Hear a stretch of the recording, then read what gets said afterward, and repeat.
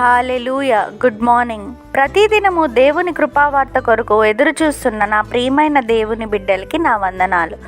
ఈ దినము పరిశుద్ధాత్మ దేవుడు జీవగ్రంథంలో నుండి మన కొరకు ఇచ్చిన వాగ్దానం యెషయా గ్రంథము 58వ అధ్యాయము 7వ వచనం.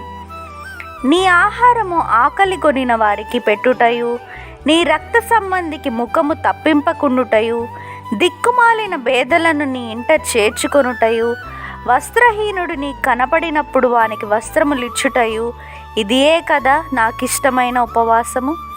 Amen. Verse of the day, Isaiah chapter 58 verse 7.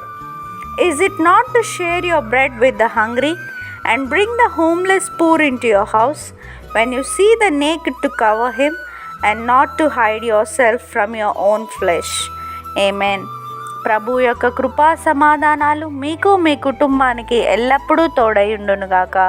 ఈ వాగ్దానం విన్న మీ అందరినీ శాశ్వతమైన ప్రేమతో ప్రభు ప్రేమించునుగాక. May God bless you and wipe away every tear from your face. Amen.